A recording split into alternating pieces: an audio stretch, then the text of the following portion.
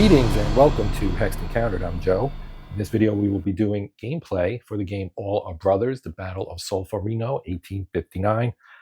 This is from Legion Wargames and is designed by Bryan Armor. All right, so this is just going to be this introductory scenario. So here's our scenario booklet, and you can see here we've got this final assault learning scenario. So I figured this would be a good way to show the game mechanics, kind of an instructional video, so to speak. So this is the very end of the battle where the French Imperial Guard and Second Corps drove on Cavriana toward the command post of Franz Josef. Prince von Hesse, commanding the Vusin and Goblins brigades, did his best without orders to halt the French advance and likely prevented a full rout of Austrian forces. By this time, however, Austrian forces were abandoning the field in all sectors, and the French seizure of Cavriana was inevitable. So it's only 2 turns, 9 and 10. So we're going to put activation chits for Austria's 5th Corps under Zobel. And for the French, we're going to have Napoleon III. He's the commander-in-chief. McMahon, the 2nd Corps, and Saint-Jean d'Angely, Imperial Guard. No idea if I pronounced that correctly. Probably not. Available event chits: Austria 2, France 1. We'll explain all this, or we'll talk about all this here in a moment. Then we're going to set the morale for Zobel 7th Corps to, it's actually the 5th Corps. Or no, Zobel is the 7th Corps. So the first one up here is actually a typo, I guess. So Zobel 7th Corps to 6, McMahon, and Saint-Jean d'Angely is 4. And we're only using a sliver of the map, which is why you only see units right here. Cavriana itself is right here. I will zoom in. The reason I left this out is because this is our game turn and morale track. We have the turn marker on turn 9. The morale for Zobel is here on 6, and then 4 for the 2 French forces right there. I put victory points here on 0. There actually is no, or are no victory conditions for this scenario because it's a learning scenario. Though you are expected to have the French capture Cavriana as they did historically. So what I'm going to do is actually zoom in on this part, and we won't worry about this. I can tell you what's on the tracks. It's only 2 turns, so hopefully we can do the whole learning scenario in one video, and then you'll have an idea of how the game plays. So a couple of things. Now, this game does, of course, draw its rules from the blind sword system that was created by Hermann Luttmann, and it was adapted by Bryan Armor for this particular war, which, of course, blind swords is an American Civil War system, but this was only a couple of years before the start of the American Civil War, so the system is obviously flexible enough to handle this war as well, or this battle, at least, from the war as well. So one of the things we have to do is put our event chits and our activation chits in an opaque container, aka cup. So we have an activation chit for our lone Austrian unit. I'll throw that in there. Then we have activation chits for our 2 French commanders as well. And of course, their commander-in-chief, Napoleon III. Now, events, there's a stack of event chits for the Austrians. Okay, they have the kind of buff coloring on the back. So you're supposed to kind of spread them out. So I'm going to do that, and I know it's off camera. I'm going to spread these out, and I'm going to randomly draw a couple of them without looking. And we will take 2. So I'm going to take 2 of them. These 2 right here. We don't know what they are. I'm going to try to put them face down in the cup. My big hand barely fits in there. I think I got 1 down and 1 is face up, but I'm not looking. Take my word for it. Please. Sorry. Laughed and made myself cough. All right.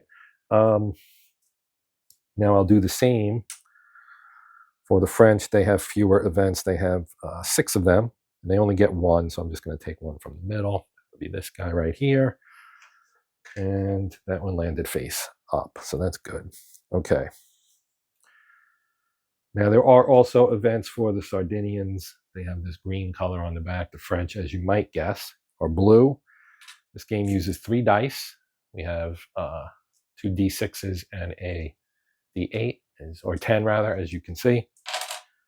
All right, so the first thing here, if we look at our sequence of play, right, you've got your planning phase, right? We're not going to use the optional plotted order step. So we're going to go to the chit draw phase and then the activation phase. And this is your entire, this is basically your entire sequence of play right here. Talks about the planning phase and the rules. Then you go to chit draw. And one of the players, I'm the only player because we're doing it solitaire, draws one chit from the draw cup. If the drawn chit's an HQ or CIC activation, all eligible units indicated by the chit are activated. And then we go to the activation phase. So I'm going to shake this up. Now the commanders or the activation chits and the events share a cup. So look at that. We got an event chit. So we flip it over and it is skirmishers. And this is an Austrian chit. Okay, so both sides have one of these. This would be for the Austrians, and this is for the Allies.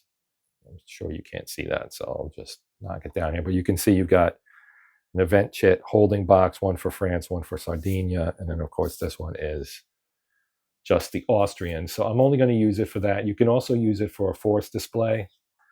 So each one of these columns corresponds to a force counter that we have. I can show you an example. This is the one of the Allies for Force 1. And you can put your chits in here from the top down to the bottom, and then just have a marker on the map for that force. Prevents you from having gigantic stacks. Now, the French do have a 4 counter stack right here. Most of the Austrian stacks are 2. There's several other 2-stack hexes here for the French, but I did not use the groups, as you can see, or forces rather. So here's the event description chart, and we drew skirmishers, right? Play before the dice are rolled for any enemy fire combat. The d6 die roll is halved, and you drop fractions. Any rolled ammo problems still apply. The effect of a skirmisher's chit is canceled if the opponent has one as well and plays it. Okay, so we will hold this for the Austrians, and they will be able to play it when the enemy fires. Okay, so we'll go back to this. We'll draw another chit out. And we've got the Imperial Guard. So this is French. They're going to activate. Okay, so they can activate. Now they are the color band at the top, right, shows you the colors. So they would activate like these here are their units. Yes, because these are not. So these are Imperial Guard, and you can actually tell if you look closely at them. They actually say IG on there. So this is Blanchard. He's got IG 1 on there. And I forget where he was now. I think he was here. That would make, or actually, no, I think he was actually here. I can check that real quick on the setup chart. So one of the neat player aids that comes with this game is these setup charts. They're quite large, and at the bottom there's a key for the scenarios. So there are 5 total scenarios. The last one, of course, is the entire game. You can play chunks of the game. And if we look up, here is the Imperial Guard, okay, and that was Blanchard, and he's in 2112, and that's 2112. So I did put him back in the right spot. The Austrians also have a setup chart, as you would expect. Okay, so now we move on. So activation, okay. First you have to kind of check. The first step of activation is the HQ command step. And the way that works is that you select your posture first. Okay, so you have 2 postures, aggressive and defensive, as you probably would guess. And here on the map, when you go to the activated unit, or HQ rather, so this is the activated Imperial Guard. This is the aggressive side, and then this would be the defensive side. And you can see the ratings are a little different. Actually, they're not. But, oh yeah, they are. The 3 3 for the defense and the 2 for the offense. Then you also have Napoleon, who's commander-in-chief. He's single-sided, and we'll talk about that when he gets drawn. But they will obviously, because they are trying to take Cavriana, they will obviously be on the aggressive posture. So here on the terrain effects chart card, we do have your postures right here, right? So you see this is what the units that are in an aggressive, that their HQ is in an aggressive posture can do. They can engage, do fire combat, assault, and move.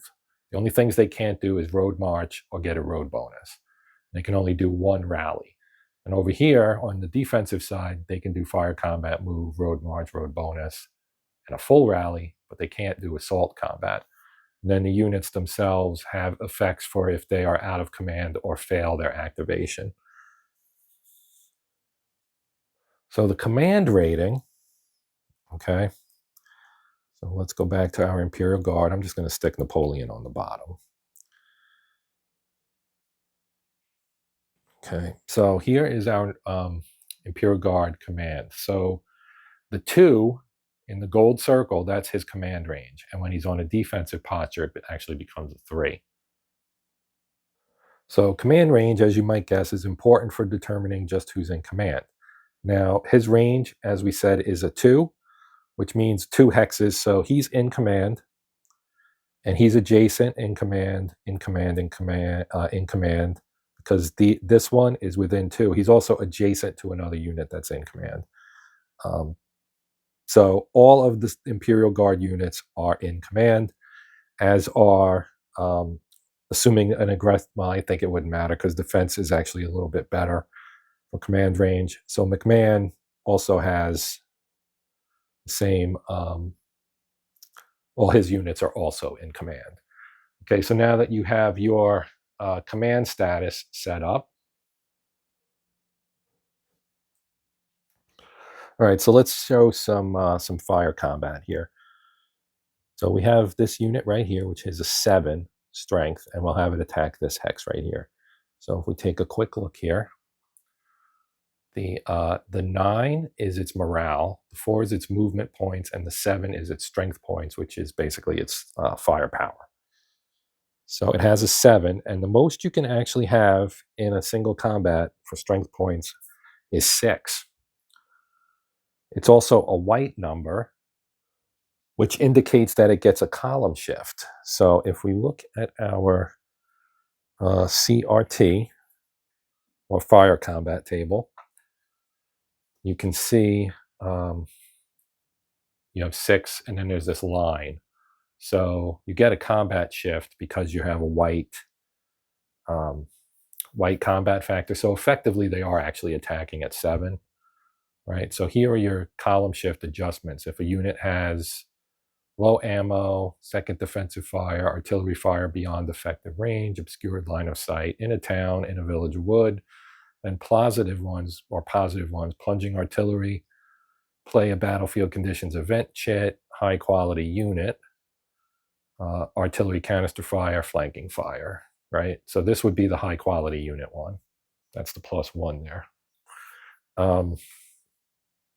And then if the target unit is in a town, it's a -2. In a village or wood, it's -1. And if at least 50% of the top 6 strength point is cavalry, it's a +3 to the right.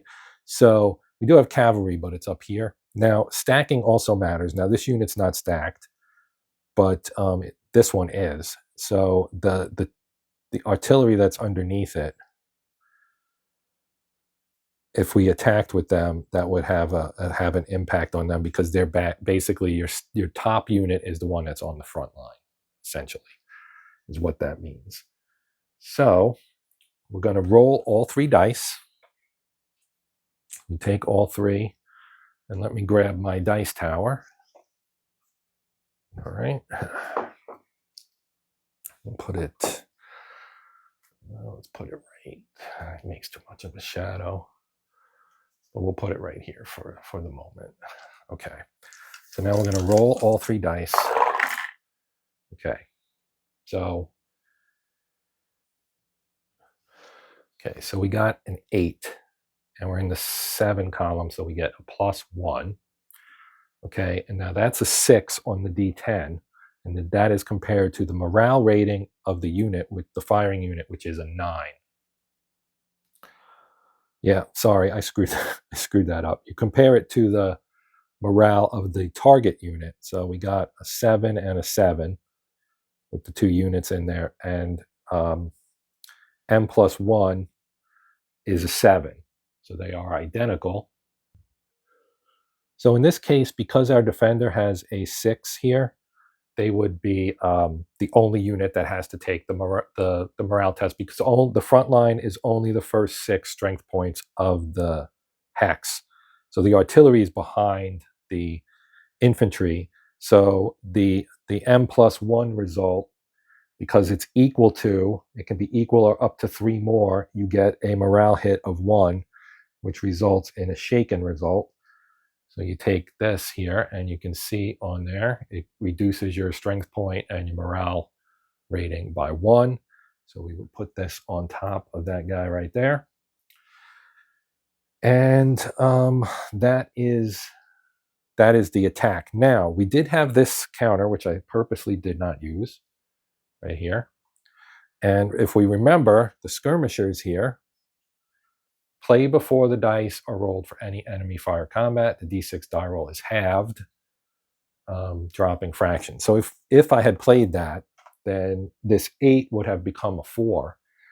And on the fire combat table under column 7 with a 4 would have been no result at all. But I didn't do that.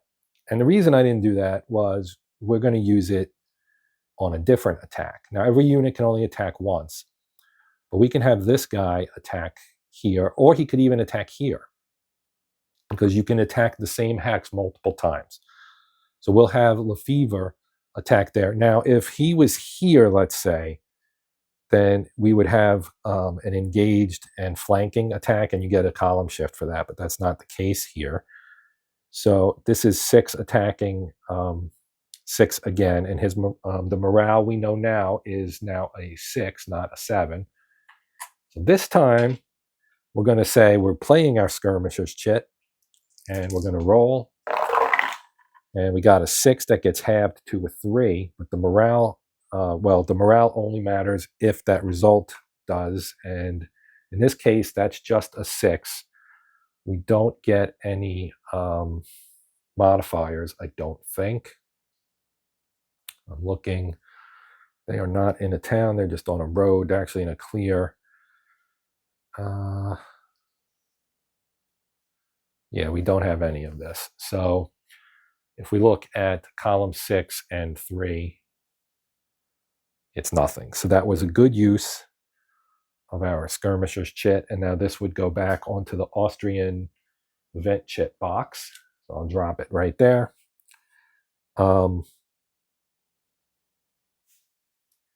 Actually, I'm not going to do that because, well, yeah, I will do that. All right, so they've used those 2, and now we can activate someone else.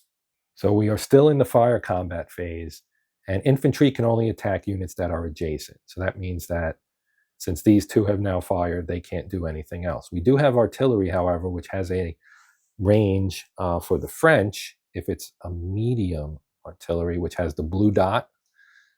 So you see this blue square on the artillery, that indicates it's medium French artillery, which is superior, and has a range of 2. So 1, 2, but we do have a unit in between there. So we have to check our line of sight rules here. When artillery fire at a target 2 or more hexes away, it must be able to see the target, right? So you draw an imaginary line. Any hex entered by this line is between the hexes is an intervening hex. Okay, the line of sight stops in any intervening hex containing blocking terrain or units. Units can always fire into, but not beyond and out of blocking hexes. So because we have a unit there, we can't fire there.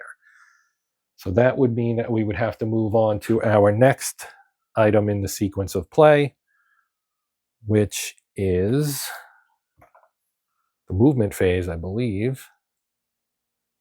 Yep, movement step. Then we'd have assault combat. Okay, so we'll do the movement step next. So now we can move, and your movement points are based on the white arrow factor on the counters. Now, you might say, well, let's move this 6 up in here. Well, you can't, because you can only have 10 strength points per hex.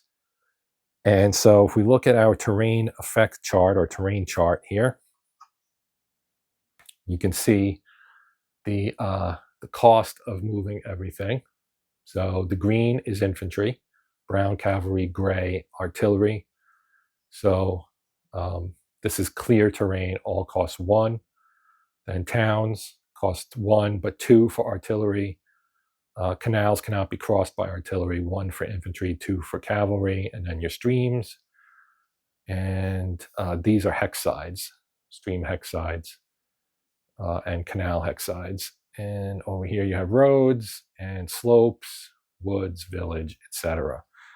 So what we have, if we were to go here, that is actually, there is no village there. That is just,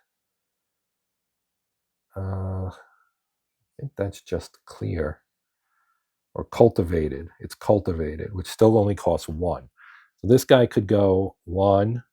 And then if he went there to that green area, that is rolling. I think that's, yeah, that looks like rolling. So he would have to go up a level.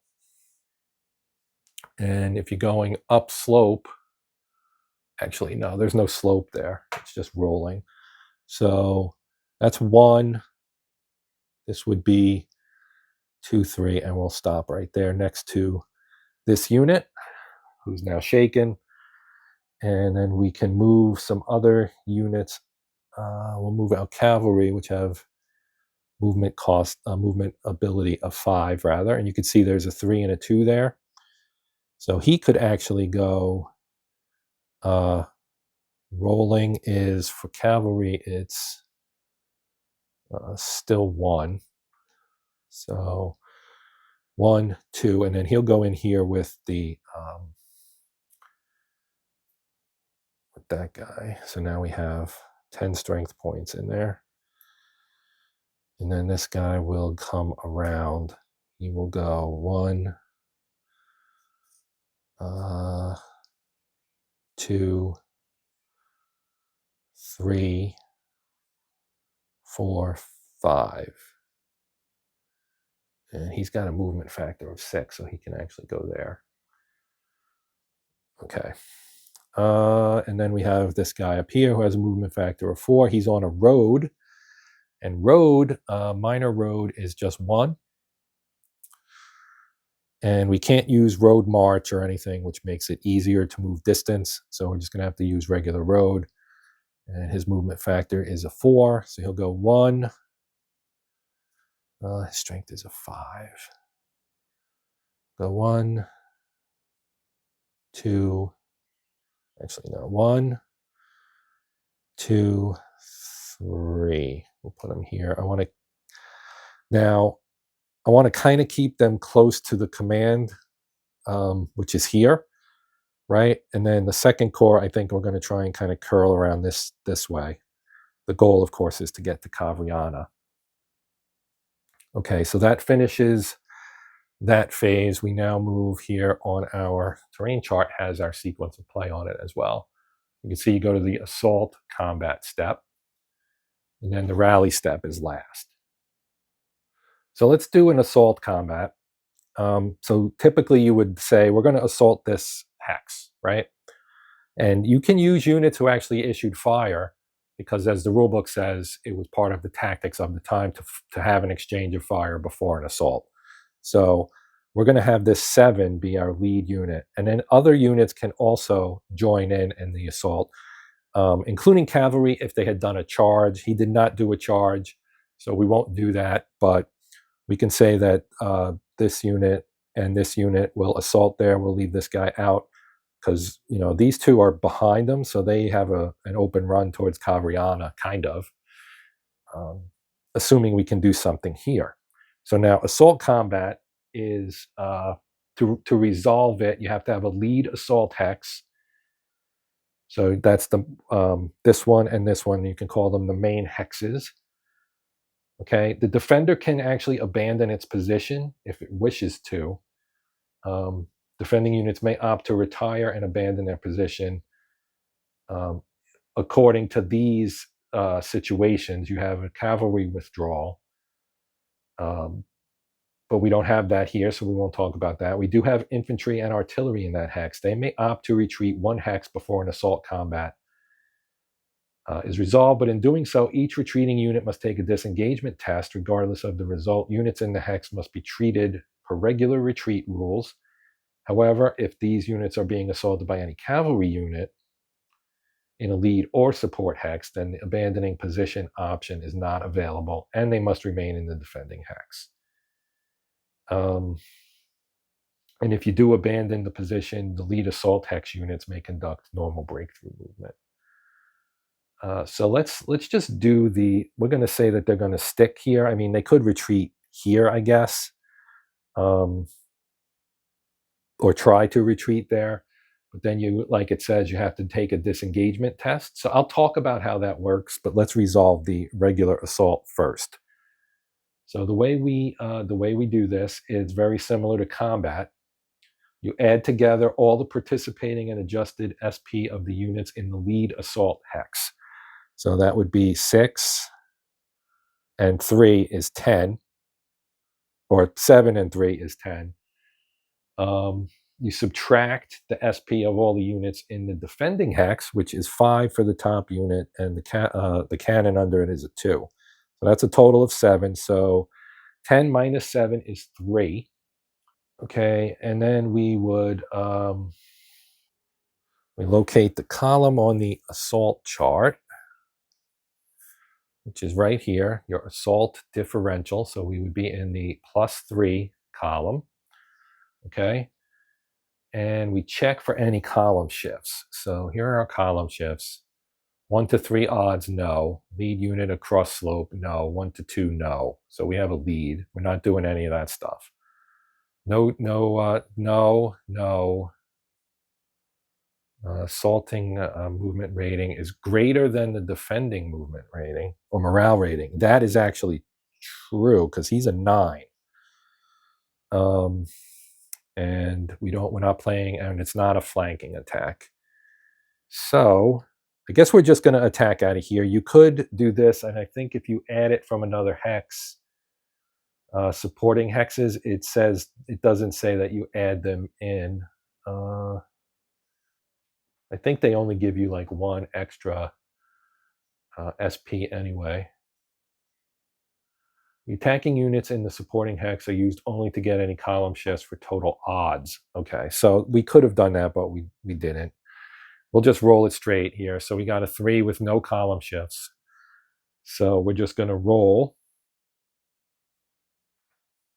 Okay, so for this, we just roll the 2d6. We don't need the d10. And we got a 7. And a 7 in the +3. So here's 7. And +3 is right here. So that's D1, A1. Okay, and then if you look at the key, A number, attacker suffers that number of lost points, but no more than 2 may be taken as retreats. And then the same thing for D. The defender suffers lost points, but no more than 2 may be taken as retreats, rather. Okay, so since both have to take 1 loss, these guys are going to retreat. And they have to retreat, I think, 2 hexes. So they'll go here. They'll go here to avoid being next to that enemy unit. And they're now adjacent to their headquarters as well. Now these guys can move forward, but they have to take a shaken result. Like that.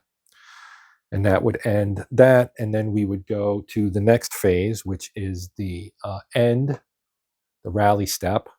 Okay. So the rally step, the active player may perform any rally actions. It represents officers reorganizing and rallying units on the fly, as well as feeding local reserves into the line. Excuse me. Rally actions can remove or reduce unit morale hits or remove low ammo markers. The number of morale hits and low ammo markers that can be removed is determined by the posture of the formation. Okay, so you can do a single rally because we're in an aggressive posture. So we can form only one single rally. Okay, and so this would be removing a shaken marker, but that would decrease core morale. So our core morale would go down to a 3. But I think it's worth it just to show how we're going to do it, so that how this would work. So basically, to do it, you just you roll the die. I think, right, there is no die roll. So they just remove this and they take the morale hit. So their morale here on the Imperial Guard goes to a 3, while the second corps stays at 4. But now they're no longer shaken, so that's good because it keeps their strength up. And yeah, so that's that. If the core morale, okay, so let's talk about morale briefly. If it hits 0, then if the core is active when that happens, its activation is ended. Every other core of the same nationality immediately loses a morale. Every unit, including the headquarters under that HQ's command, must retreat 2 hexes and suffer a morale hit. And that includes units temporarily assigned to an HQ per scenario rules. There are no disengagement tests, but retreating units may suffer defensive fire. The opposing player may be awarded victory points per scenario rules. Right. Okay, so you can also have a demoralized core as well, and I don't think we'll get into that, but if I do a longer, more full playthrough of this, we can talk about that as well. Now, if we had tried to do a disengagement, okay, so disengagement, if a unit is engaged, which means adjacent to an enemy, yeah, it's a unit will engage an enemy unit if it moves adjacent to it. So these guys were here. They were obviously engaged with several enemy units because the French had kind of moved around. So they would have to take a morale check for each retreat, and every time they ended up next to another enemy unit, they would have to they would have to stop again because they become engaged. So if they disengaged from here and moved here, they would become engaged again with that unit, I'm pretty sure. And so that would mean that we would have to disengage again, potentially. And every time you do that, you take a morale check, and if you fail, then you get a shaken result, and you are retreating at the same time. So a lot of times you might be better off just trying to, hope the dice gods are on your side, unless it's a truly hopeless case, and just kind of stick it out. So that would end the French activation, and we would go in here and we pull another chit, and it is the Austrians. This is the Zobel's Corps. Okay, so now Zobel's Corps is right here. And if we look at him, right, he's got, this is the attacking side, so he's got a 2. And on the defending side, he has a 3. So with them defending, it might be better to put them in a defensive posture. And as we saw when we looked at it before, the defensive posture effects are that we can still do fire combat, and we can move. We can do road march, road bonus, and full rally. We cannot engage or conduct assaults. So you have to kind of pick your spots, right? So it may be worthwhile, since we can do so, to perhaps move some units into Cavriana, where they would be, protected somewhat by being in urban terrain, and it would maybe help keep the French out of there at least a little bit. So because of the length of what we've done so far, I'm going to actually stop here, but I did want to talk briefly about what that could entail. So we have a unit here with a 4 and another unit with a 5. We could maybe move them. They're on a road, so we can move them up the road into the town. It's a 6 and a 2, so that's 8 strength points. We have an artillery underneath there as well. We could move Zobel and his artillery into the town as well. Maybe move this guy out. They can do a rally as well. They also have higher morale than the French do, 2 higher, so they could take the 1 hit there as well. We can move these guys back and this one back. These 2 are engaged, so they would have to take a disengagement check. Or they could do some fire combat, because this guy does have a pretty good rating. He's an 8. So that is one of their elite units, and they would actually get to attack with a strength of 8. Maybe attack this guy or attack the Imperial Guards here. So those would be kind of the options that you could take in that situation. So we didn't cover, obviously, everything, but I wanted to give a flavor of how the game works. If you've played Blind Swords, it's very similar. It's based on it. There are some differences. Maybe I can talk about that, because we do, in the designer notes here, he talks about the many iterations of the Blind Sword game run on the same basic design chassis, but with many, often small variations in elements like movement values, stacking limits and restrictions, cavalry capabilities, weapon types, ranges, CRT shifts, terrain, victory conditions, and others. Okay, so down here, we'd say one particular wrinkle that differs from at any cost is the 10 strength point limit and the top 6 strength point frontline concept. Okay, while at any cost limited stacking to 1 full strength infantry brigade and any 1 other non-full strength infantry brigade unit, all our brothers allows as many units in a stack as possible, up to 10 strength points. So at any cost, of course, was the game of the Battle of Metz that was published by GMT. I think it was one of the first. It was also Franco-Prussian War. So same kind of thing, European application of the system as opposed to American Civil War application of the system. Obviously, the French were in that war under Napoleon III as well, and probably not a lot had changed in the Imperial Army's organization over 10 years. Not that much, anyway. They obviously didn't do very well in that war either way against the Prussians. But yeah, so that's kind of the one of the bigger differences, is that 10 strength point thing. So yeah, it adds a little bit of rules weight is what Bryan Armor says here in his notes. And core morale has been added as a concept to track the attrition and disorganization on a corps. During the day's combat, conducting rally actions can remove shaken and disrupted counters from units, but at a cost to overall corps morale. So you take too much of a beating, and too many rally actions can place a formation on the edge of demoralization. So players will need to manage risk and reward as they push their formations throughout the scenarios. So there you go. So I think people who like Blind Swords will like this game, plain and simple. Blind Swords is a fantastic system, and it's obviously been going strong for a while now, and there are many entries. Hermann himself has moved on from that and tweaked his system to do other things. Shattered Union and Black Swan, to name 2. But the system itself lives on. Other designers have picked up the baton and published some additional games in the series. And so that is going to do it for the video, as I said. Thank you for watching. I hope you found it useful. And if you did, please consider liking, sharing, and/or subscribing if you're not already a subscriber. If you are a subscriber, thank you for that. And thank you for supporting the channel. Even if you do none of those things, please return and check out something else down the road, or something that's in the back catalog, as they say. There may be something in there that you'll enjoy. Anyway, that's it for now. I'm Joe. This is Hexed Encountered, and until next time, as always, happy gaming.